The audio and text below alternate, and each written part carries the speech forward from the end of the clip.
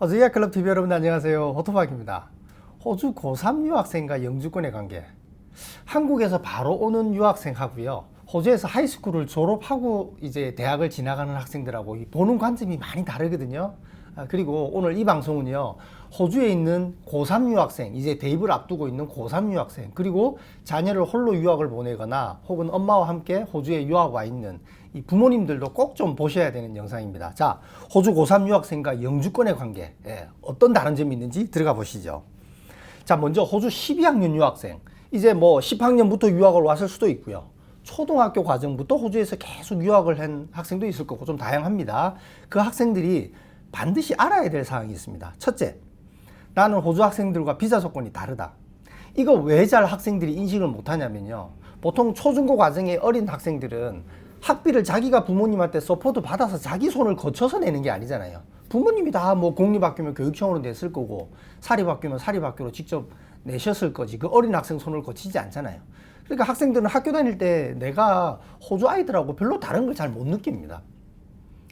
그리고 호주 학교는 다 백인들만 있는 거 아니잖아요. 다양한 출신들의 부모들이 이민을 와서 호주에 정착한 그런 아이들도 다 있잖아요. 그러다 보니까 그냥 자신은 호주의 아이들과 그냥 별반 다르지 않다 이런 인식을 하고 학교 생활을 하다가 고등학교를 딱 졸업하는 순간부터 이제 뭔가 다르다는 걸 점진적으로 느끼고 정말 늦은 경우는요.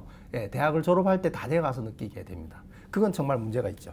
자, 두 번째, 나는 졸업을 하면 더 이상 호주에 머물 비자가 없다. 정말 이건 냉혹한 사실입니다. 이건 반드시 학생들이 인지를 해야 됩니다. 이게 늦은 학생들은 대학을 졸업할 때 다 돼가서 그걸 인식을 하게 돼요.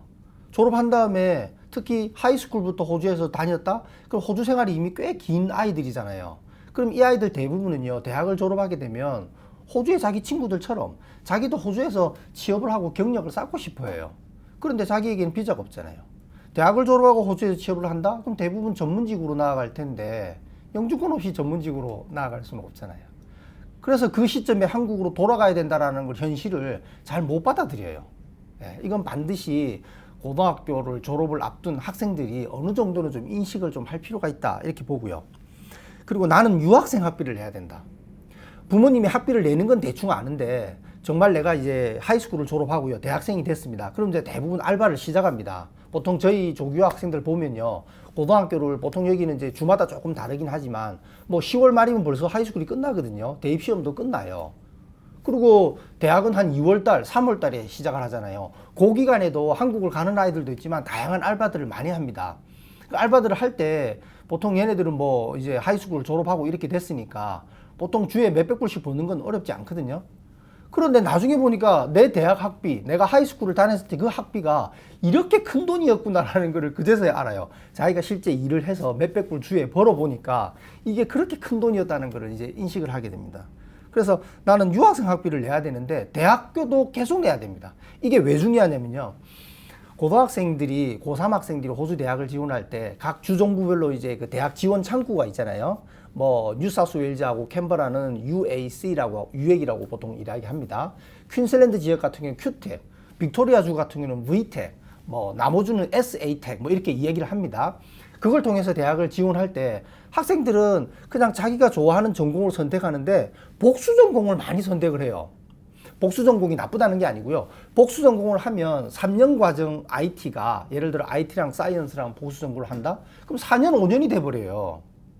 그 말은 무슨 말이죠? 네, 내가 4년 5년 그 긴 기간 동안 유학생 학비를 내야 된다는 거죠. 그거보다는 할 수만 있다 그러면 좀 더 졸업을 굳이 복수 전공까지 해서 길게 할 필요 없이 영주권이 가능한 학과라고 하면 졸업을 하고 영주권을 해결해 놓고 그런 다음에 공부에 뜻이 있다라고 하면 영주권자로서 혜택을 누리면서 석사 과정을 더 할 수도 있는 거잖아요. 네, 유학생 학비를 내야 한다. 이것도 조금 이런 시점에 아이들이 인식을 하도 저는 괜찮다고 보고요.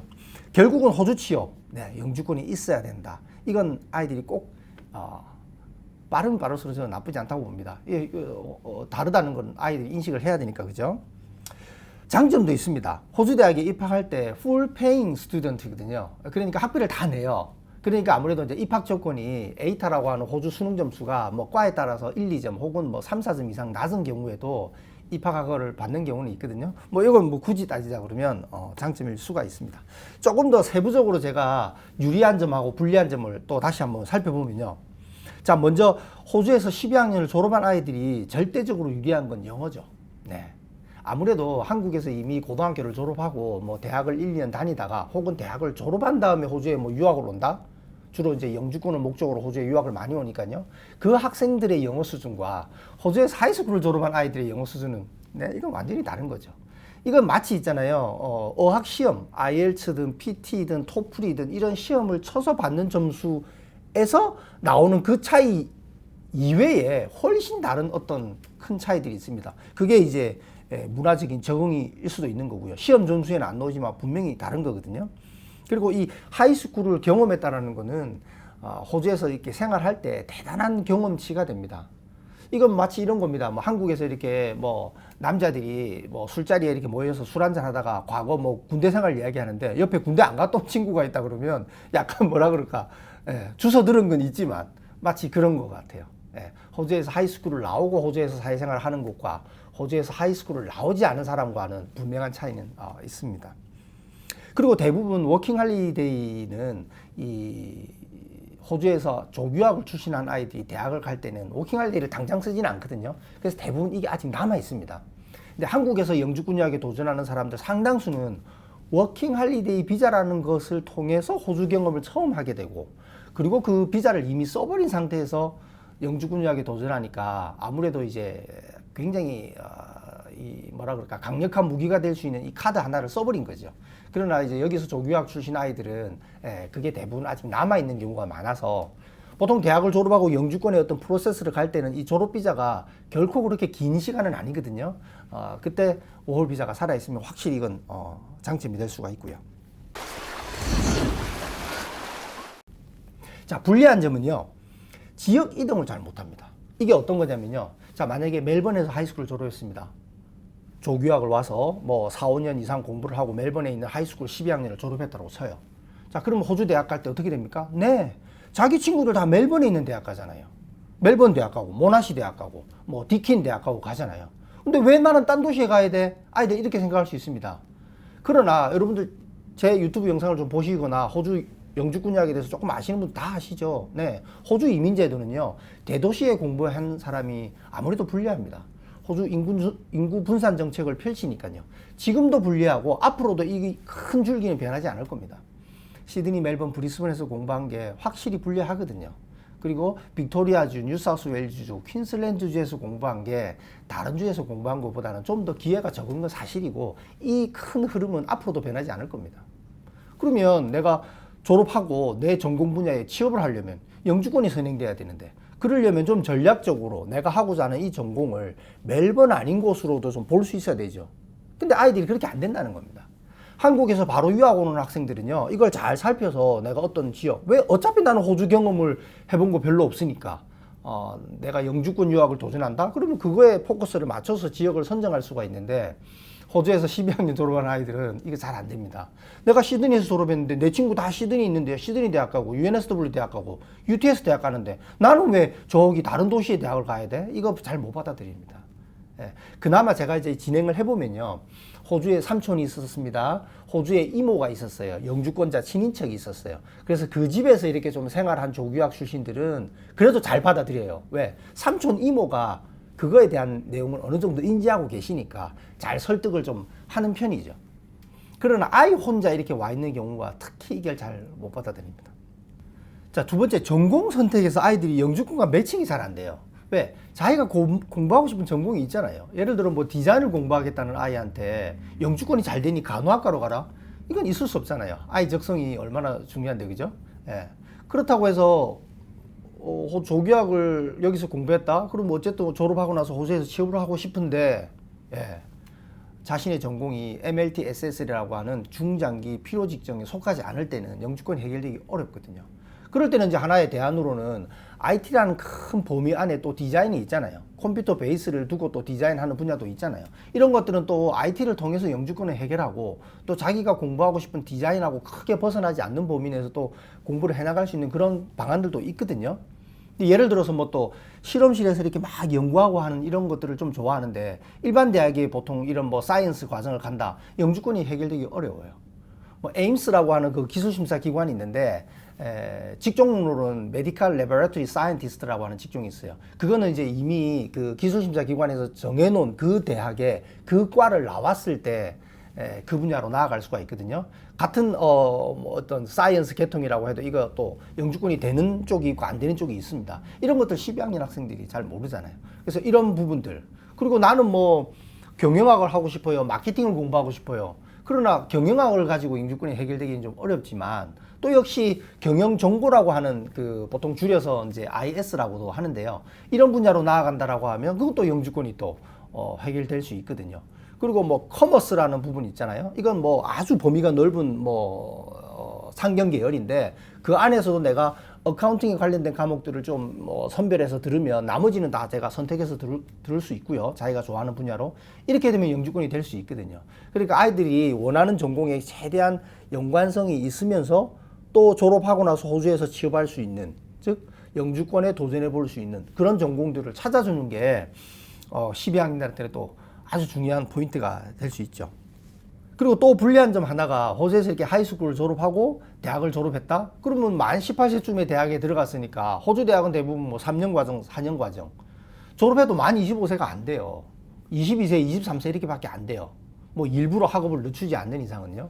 그래서 남학생들은 더러 뭐 중간에 군대를 갔다 오고 뭐 나이를 대충 맞추기도 이렇게 하고 하는데 어쨌건 25세에서 33세 사이에 들었을 때 호주 영주권 신청할 때 나이가 제일 유리한 나이 점수 20점 만점을 받거든요. 그러나 보통 조교학 출신들이 조교학 출신이라고 해서 호주에서 하이스쿨 졸업했다고 나이가 더 많은 건 아니니까, 그죠? 조교학을 졸업하고 대학을 졸업해도 오히려 나이가 너무 어려서 또 불리할 수도 있는 거예요.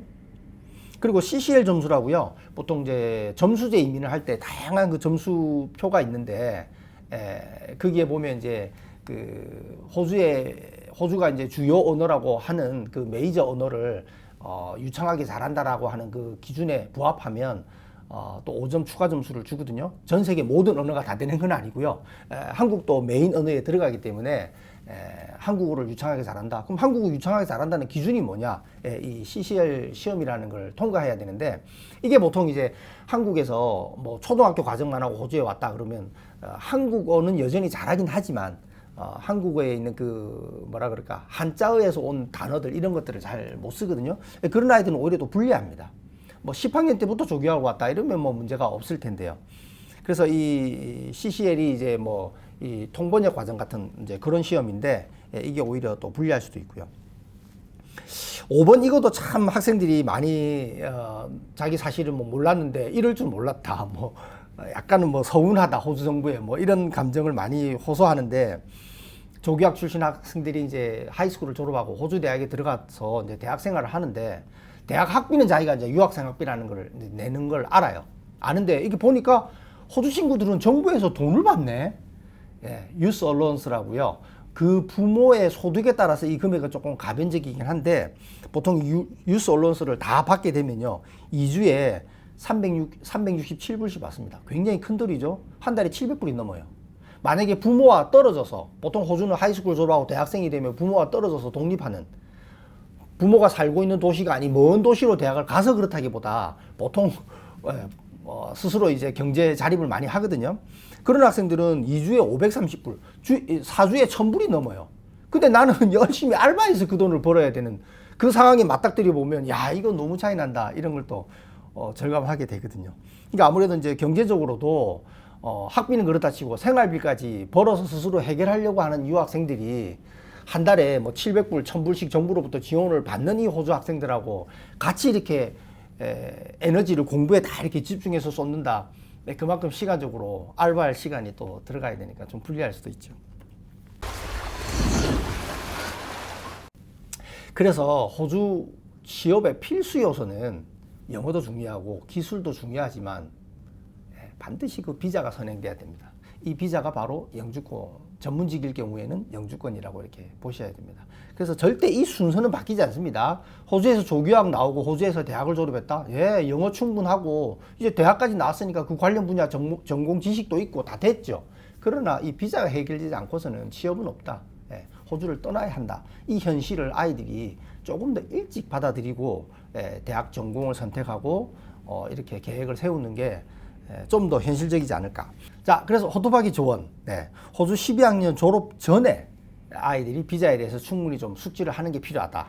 그 다음에 대학을 갈 때 전공 선택만큼은 호주 정부가 정해놓은 중장기 필요 직종과 연관된 전공을 좀 선택할 수 있도록 주변에 좀 전문가들의 좀 조언을 호토바기에게 조언을 구해주시면 제가 이건 정말 특히 호주에서 고3을 졸업한 아이들이라고 하면 제가 도움을 좀 드릴 수 있습니다. 항상 저희 이메일로 제가 밑에 자막으로 이메일을 드릴게요. 네, 이메일로 학생의 현재 이제 성적표, 뭐 호주에서 하이스쿨 다니고 있으면 이제 12학년 상반기 지금 성적표가 나왔을 거 아니에요. 그 성적표랑 우리 아이가 어떤 대학에 어떤 과를 원하는지 이제 다 각 지역별로 대학 지원을 곧 하게 되거든요. 그러면 그것들을 저 이메일로 주시면 제가 1지망 학교는 영주권은 해결되기 어렵습니다. 2지망 학교는 전공을 살짝 이렇게 유사한 전공으로 바꾸면 영주권이 해결될 수 있습니다. 3지망 학교는 현실적으로 1지망하고 순서를 바꾸는 게, 왜냐하면 입학 그 성적이 더 높은 걸 요구하니까, 높은 걸 요구하는 게 아무래도 1지망에 올라가는 게 순서적으로 확률적으로 입학 허가 받기가 용이하니까, 그죠? 이런 조언들을 제가 드릴 수 있거든요. 그래서 가능하면 전공 선택은 좀 전문가의 조언을 구하시면 좋겠고요. 그 다음에 내가 졸업한 하이스쿨, 나는 그 도시가 아닌 다른 도시로 떠나야 할 수도 있다. 떠나는 것도 고려를 한번 해야 되는데 이 부분은 참 안 쉬워요. 조기학 엄마가 3살 터울 자녀 2명을 데리고 호주에 왔습니다. 큰아이가 대학을 갑니다. 그럼 큰아이가 대학 갈 그 시점에 둘째는 어떻게 되죠? 이제 10학년 아니에요. 그럼 10학년 그 아이를 학교를 옮긴다? 큰아이 도시에, 큰아이가 이제 영주권에 맞는 전공을 선택하고 전략적으로 지역을, 조교학은 대부분 시드니, 멜번, 브리스번 같은 대도시가 많으니까. 그럼 대도시에서 했는데 이 둘째 학교로 옮겨가면서까지 큰아이 영주권이 유리한 도시로 옮겨가기 힘들거든요. 이것도 정말 전략적으로 좀 고뇌가 필요한 그런 부분입니다. 자, 이상 호토바기가 호주에서 조교학을 거쳐서 12학년 졸업한 아이들이 영주권과 어떤 관계가 있는지 좀 세부적으로 살펴봤는데 호주 조교학을 보내는 부모들 그리고 학생 당사자분들은 꼭 영상이 도움이 되셨길 바라고요. 언제든지 제게 또 문의를 주시면 제가 세부적인 조언 드리도록 하겠습니다. 좋아요, 구독 부탁드리고요. 감사합니다.